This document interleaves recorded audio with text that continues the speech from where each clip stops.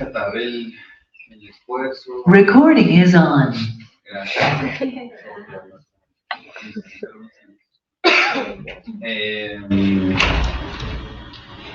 Creemos que hay unos elementos muy valiosos de la investigación que están pendientes por desarrollar, ¿sí? Entonces, eso implicará que tengamos otro momento de sustentación. ¿Listo? Entonces, en ese momento, en ese segundo momento de sustentación, queremos que se centren en dos elementos fundamentales. El primero es lo que les decíamos ahora en una de las preguntas sobre el pensamiento crítico, ¿sí? Y sentimos que valdría la pena tratar de desarrollar, porque tienen un poco más de tiempo para desarrollar cómo lo que ustedes decían, comenzaron, digamos, con una categoría macro, que es el pensamiento crítico, pero pues eso que cómo podemos dar un poco más de desarrollo argumentativo y que llegue a la capacidad de argumentación crítica, ¿no? O sea, yo creo que hay como un ejercicio discursivo en el orden de lo teórico que les permita, o que nos permita a nosotros también articular eso con el desarrollo de la investigación, ¿vale? Como para que eso quede claro. Y lo segundo es en relación con la estrategia que ustedes llaman unidad didáctica, ¿sí? O sea, nosotros ahí digamos que les podemos dar una pista, es que la unidad didáctica en sí mismo es una estrategia didáctica. Entonces, ¿cómo la comprenden ustedes también? ¿Cómo la pueden, insisto, en la pregunta que les hacía el profesor Tito, cómo es esa estrategia, qué componentes hay de enseñanza, qué componentes hay de aprendizaje, qué es lo que se diseña, cómo se utilizan los recursos? Porque en gran parte de lo que ustedes tienen en su trabajo es un diseño de las unidades, pero para que alguien la haga, pero entonces claro, no solamente como una especie de guía, sino que la unidad didáctica como estrategia, como un conjunto de actividades que se van a poner allí, pues eso, cómo va a funcionar, cómo se desarrollaría, y la conexión con lo sociocultural, que es un problema, que vamos a hacerlo explícito, porque no basta con creemos que esto va a llegar allí, sino que efectivamente está allí, está puesto en la unidad didáctica.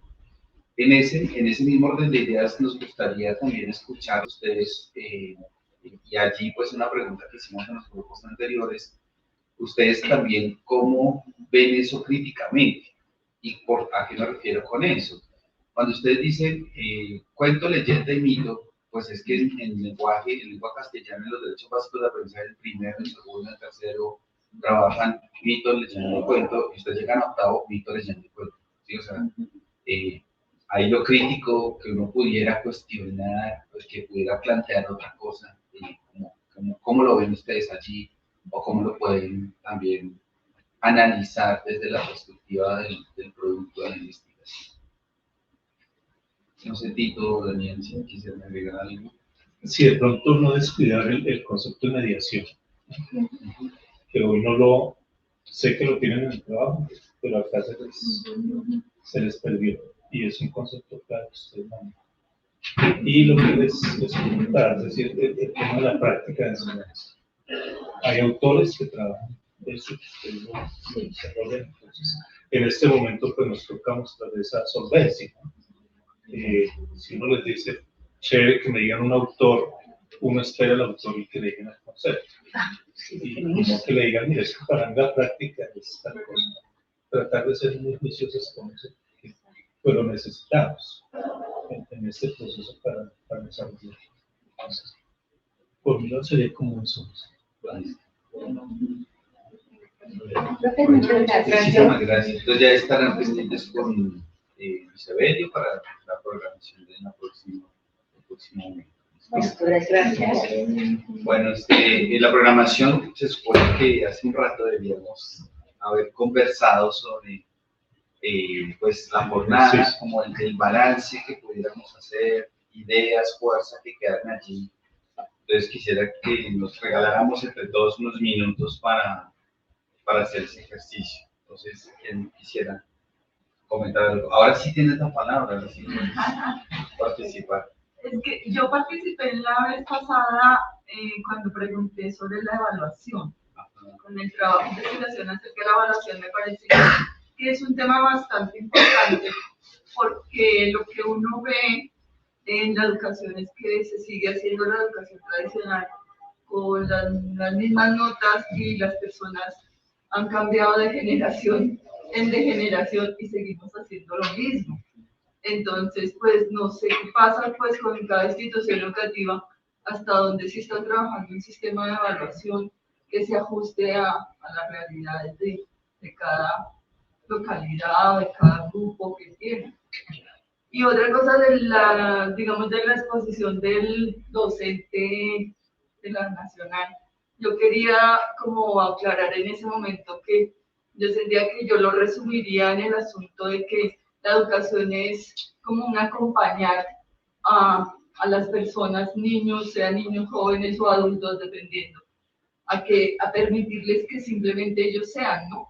Porque es que nosotros como docentes de pronto nos estructuran mucho a que usted debe, casi ni siquiera debe, sino tiene, usted tiene que, entonces es una cantidad de tienes y tienes y tienes, y obviamente los docentes pues hacen lo mismo con sus estudiantes, entonces también es un poco de tiene, tanto así que lo que se lee mucho es que las escuelas lo que hacen es coartar la creatividad, la imaginación. Los niños llegan muy entusiastas, con muchas dinámicas y pasan por la escuela y salen completamente como automatizados y es lamentable que sigamos viendo la educación de esa manera. Como que eso era lo que yo, por ejemplo, esta investigación que ellos hablan de la literatura, a mí me parece absolutamente importante de verdad meterle como bien la ficha a eso, porque hay muchas cosas por hacer con respecto a la lectoescritura, ¿sí? Porque terminamos enseñando a los niños o a los estudiantes a que simplemente arremeden una escritura o a que hagan una lectura muy literal, y realmente de eso no se trata la educación. Gracias. Gracias. ¿Sí?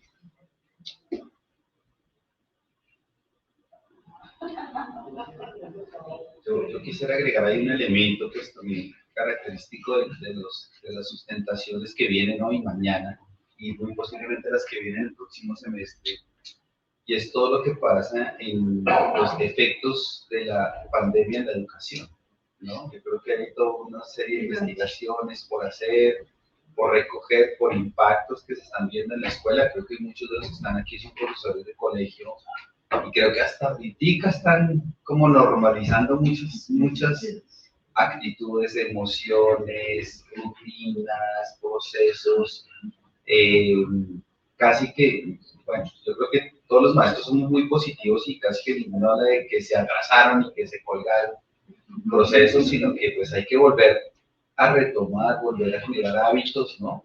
Conductas nuevas, incluso en lo que mencionaban los grupos sobre las prácticas de evaluación, ¿no? O sea, cómo, como la reflexión que tú hacías, seguimos con las mismas prácticas como si en la pandemia hubiera sido un paréntesis, ¿sí? ¿Y cuántas prácticas de los colegios institucionalizadas volvieron al uniforme? O sea, el estudiante duró sin uniforme 2 años y lo primero que le piden a volver al colegio es un uniforme, ¿no? Y volvemos como a ciertas rutinas, sí, ¿no? Pero el estudiante tuvo pintado una uña en negro 2 años y la profesora nunca se dio cuenta, pero ahora que llega al colegio, entonces vaya por el quita esmate, quites el esmate, ¿no? Y lo mismo pasa con las prácticas, en el caso de lo que mencionaba sobre evaluación, volvemos a los mismos exámenes o retomamos herramientas que usamos, no sé, Kahoot, cosas de estas que están en la red y que los estudiantes ya las manejan y las dominan, ¿cierto? Y nos pasa aquí incluso en la universidad, o sea, los estudiantes, cuando se les proponen eso, vuelven como, ay, pero vuelvo otra vez a poner el examen, eso ya no es de la pandemia, ¿no? O sea, como que la pandemia fue un paréntesis donde se hicieron una serie de prácticas que parece que quedaron allá, en ese paréntesis de la vida escolar. Como que nada nos transforma, sino que pasa volando. Es como cuando dicen que usted pasó por la universidad. Es decir, no hay entonces de transformación. Se supone que nosotros siempre estamos en evolución. Entonces, digamos que por eso debería. Bueno, yo quiero como hablar del proceso de hoy, ¿no? Es decir, pues partir de la base que este es un proceso formativo, ¿no?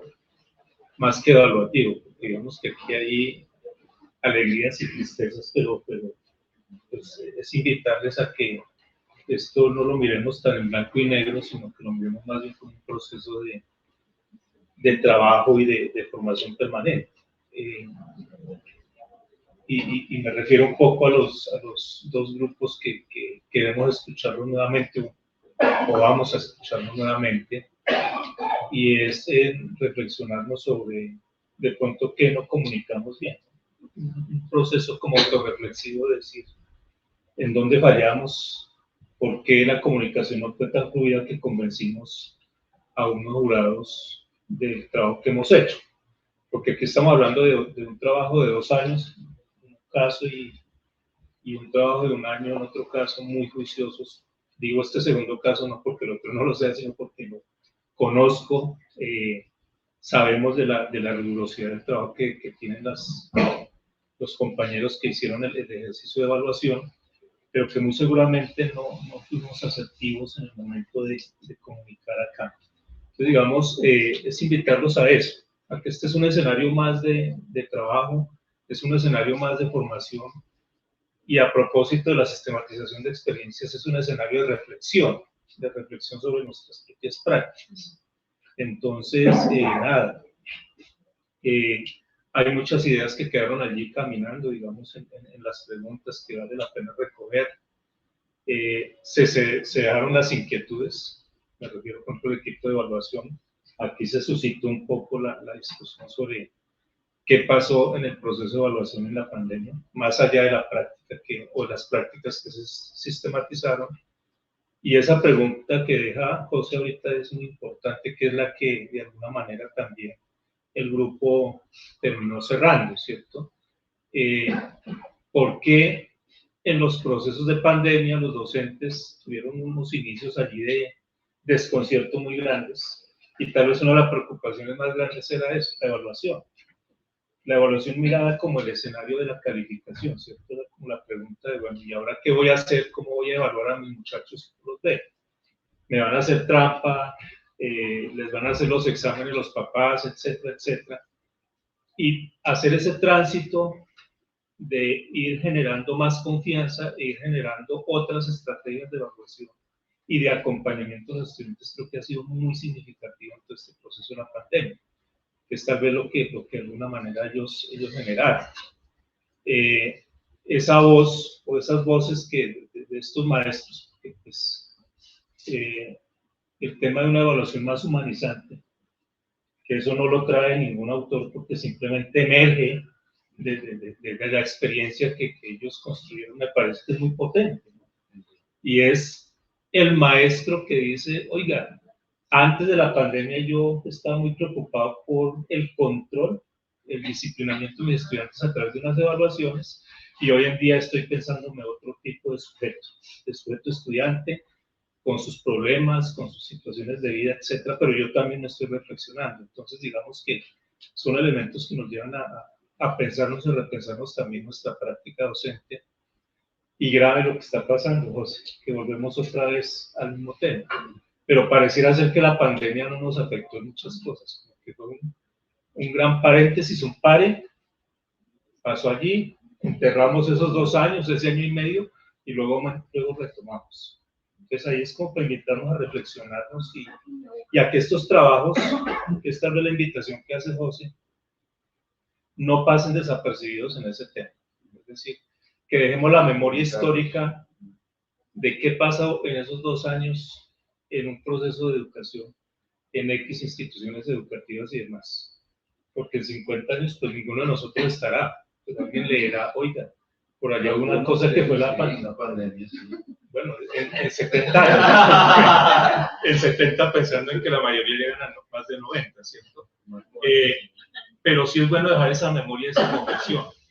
¿Qué pasó en ese proceso de la pandemia? Y creo que nosotros como academia, como maestros, todos, la mayoría estamos acá, somos maestros, debemos dejar cuenta de eso, porque esto va a ser un hito, como lo decíamos, en el mundo que no puede pasar desapercibido. Entonces digamos que es como retomar estas cosas y tranquilizarnos y y gozarnos un poco más ese nuevo proceso de socialización en 8 días, que yo sé que va a ser mucho más claro y va a ser mucho más potente para el trabajo y tal vez para lo que esperan acá los colegas de los trabajos que hoy en día dijimos vamos a escucharlos nuevamente. Entonces miramos como una escucha nueva, no como que no lo aprobamos, esto ya no servimos para nada, etc. Es un proceso más, un proceso en el ámbito de la formación. Básicamente era eso. Yo quisiera retomar algo que trabajamos en el seminario aquí con Mónica y con los demás compañeros, que me parece que es muy importante en este escenario de formación, que también fue común en las distintas evaluaciones de hoy surgieron, y es por el lugar de la teoría, ¿sí? O sea, desafortunada o afortunadamente nuestra profesión es de la práctica, y nos determina la praxis, y lo que no funciona en la práctica lo usa. Pero cuando hacíamos comentarios hace un rato sobre que si usted espera algo tradicional, no, eso no lo diga porque ¿no? Tenemos que ser no sé, constructivistas, usted tiene que ser modelo autoestructurante de los demás de su vida, o tiene que ser pensamiento crítico, ¿no? Pero digamos que hay todo un ejercicio allí, o lo que les preguntamos sobre las comprensiones de evaluación, ¿sí? O sea, ¿cómo estás entendiendo la evaluación? Hay que irse a los clásicos, hay que conocerlos, pero también hoy qué se está diciendo sobre la evaluación, ¿cierto? O sea, un poco también para poder cuestionar, conocer la teoría para poder cuestionar las prácticas, ¿sí? Y desde ahí es donde tenemos que, o queremos seguirlos invitando a que sigan investigando sobre esas cosas, o sea, que estas investigaciones que ustedes presentaron hoy no se queden aquí, pues, en un CD entregado a la biblioteca y que se sube un PDF, sino que igual es que ustedes hicieron con las cartillas o publicar artículos. O sea, lo que viene ahora de las revistas de investigación en educación a nivel mundial es todo lo que pasó con la pandemia. Entonces ahí ya hay gente publicando, ya en la revista de Educación y Ciudad ya va a sacar un tomo sobre eso.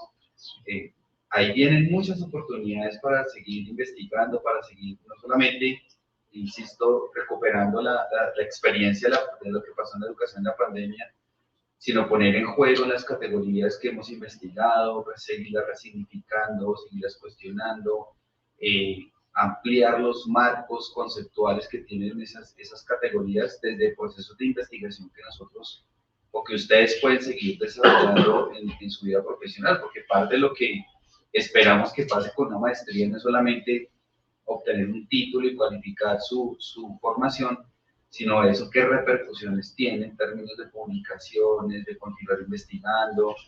Y creo que los tres que estamos aquí, los profesores, les podemos decir que no sabemos eso qué impacto tendrá, porque nosotros quizás también cuando hicimos nuestras maestrías no nos imaginamos haciendo doctorado, no nos imaginamos posiblemente en otros escenarios, pero ese camino, ese recorrido como investigadores, con estas habilidades que ustedes han venido desarrollando, pues continuar potenciándolas y seguirlas desarrollando, porque es lo que efectivamente les va a dar réditos profesionales académicos y efectivamente que eso también transforme sus prácticas. Entonces yo creo que ahí también hay unas lecciones en esta perspectiva de la sistematización que quisiera rescatar del ejercicio del día de hoy.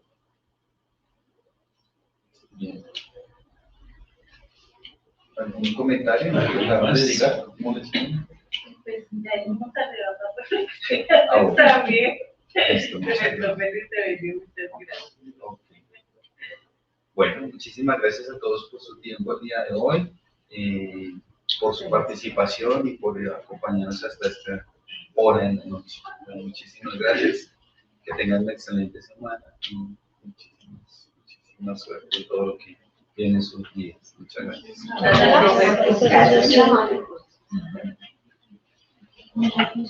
Ya pues con la grabación. Bien.